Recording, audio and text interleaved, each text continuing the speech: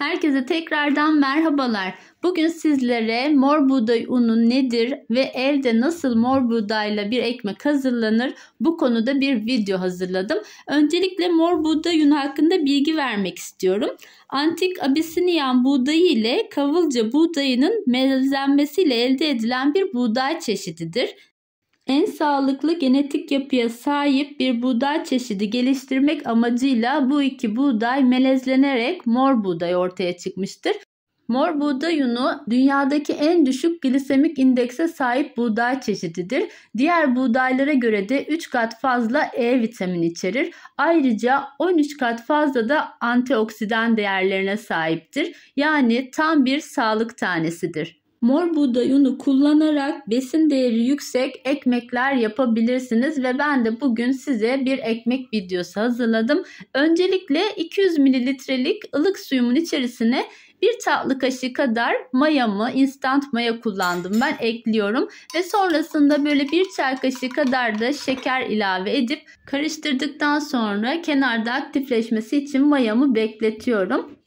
5-10 dakika kadar kenarda bekledikten sonra mayam, şimdi yoğurma kabımın içerisine 3 dolu su bardağı mor buğday unumu ilave ediyorum. Ben bugün 3 bardak unla ekmeğimi hazırlıyorum. Sizler dilerseniz daha fazla miktarlarda, daha büyük ebatlarda ekmek de hazırlayabilirsiniz. Şimdi 3 bardak unumu gördüğünüz gibi kaseme aldım ve şimdi aktifleşen mayamı unumun ortasına bir çukur oluşturarak tam ortasına döküyorum. Sonrasında kenarına gelecek şekilde de 1 tatlı kaşığı tuzumu ilave ediyorum.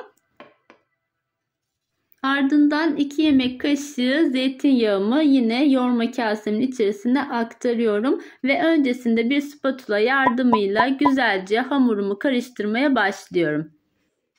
Buğday unu beyaz una göre daha yoğun bir kıvamda olduğu için az maya kullanmamız gerekiyor. Yine aynı zamanda buğday unu ile yapılan ekmekler daha yoğun bir kıvama sahip olduğu için de yoğurma işlemini kısa tutmamak gerekiyor. Şimdi ben spatula ile bir miktar karıştırdıktan sonra yine biraz az böyle su ilavesi yaparak hamurumu yoğurmaya başlıyorum.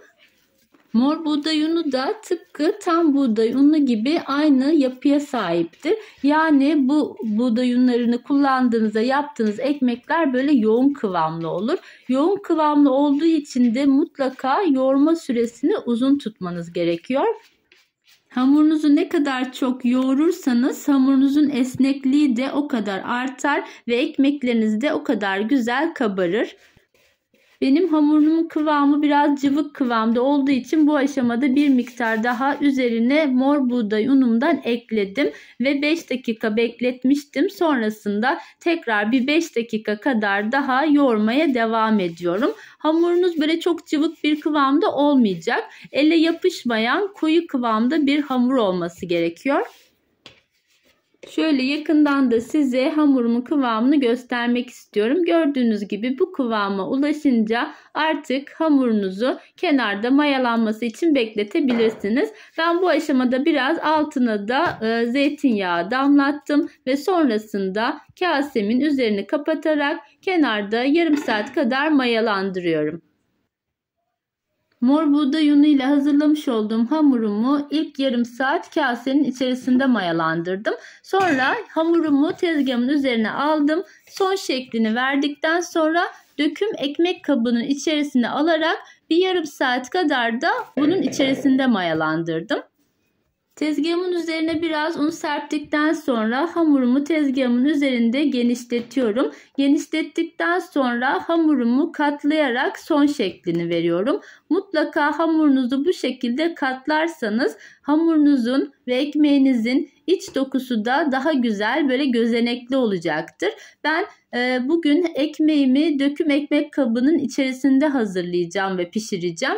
Bu nedenle bu şekilde uzun bir rulo halinde ekmeğime şekil verdim. Sizler yuvarlak yapacaksanız yuvarlak olarak da direkt yağlı kağıt serili fırın tepsisinde pişirebilirsiniz. Varsa elinizde de bir dikdörtgen kek kalıbı, onun içerisinde de yapabilirsiniz. Ben bugün ekmeğimi Lava marka döküm ekmek kalıbının içerisinde yapacağım. Öncelikle birazcık yağladım ve sonrasında mor buğday unuyla da altını biraz unladım. Rulo şekli vermiş olduğum hamurumu içerisine yerleştiriyorum ve sonrasında kapağını kapatarak bu şekilde de 15-20 dakika kadar mayalandırmaya bırakıyorum. Ekmeğimiz bu şekilde kenarda mayalanırken biz de ısıya dayanıklı bir kabın içerisine su koyarak fırınımızı 200 derece alt üst ayarda açalım ve yaklaşık 10-15 dakika kadar fırınımızı ısıtalım. Ekmek yaparken önceden fırını ısıtmak önemli. Bu konuyu atlamayalım lütfen. Şimdi gördüğünüz gibi ekmek kabımın içerisindeki hamurum çok güzel kabarmış. Bu aşamada biraz üzerine su fıs yapıyorum. Her yerine gelecek şekilde su döktükten sonra en sonda üzerine keten tohumu serpiştiriyorum. Keten tohumu da yüksek lif içeriğine sahiptir. Onu da ekmeklerinizde kullanmanızı tavsiye ederim ya da hiçbir şey dökmeyerek de bu şekilde fırında ekmeğinizi pişirebilirsiniz. Şimdi önceden ısıtmış olduğum fırınımın içerisine ekmeğimi yerleştiriyorum. Pişirme süresince fırının kapağını sakın açmayın ve mutlaka altına su dolu bir kap yerleştirin. Fırında ekmeğimi yarım saat kadar kapağı kapalı olarak pişirdim. Şimdi kapağını açıyorum ve 15 dakika kadar daha bu şekilde pişirmeye devam ediyorum. Benim fırınımda toplamda 45 dakikada ekmeğim çok güzel pişmişti. Sizler de fırınınızın ayarına göre kontrollü olarak ekmeğinizi pişirebilirsiniz. Bu arada ekmeğinizi fırından çıkardıktan sonra soğumadan kesinlikle dilimlemeyin. Kabın içerisinden almış olduğum ekmeğimi kenara alıyorum ve soğuduktan sonra dilimleyerek de size iç dokusunu yakından göstermek istiyorum. Mor buğday unu beyaz una göre daha çok besleyicidir. Aynı zamanda yoğun bir dokuya sahip olduğu için de uzun süre size tokluk hissi verir. Şöyle gördüğünüz şekilde soğuyan ekmeğimi dilimledim.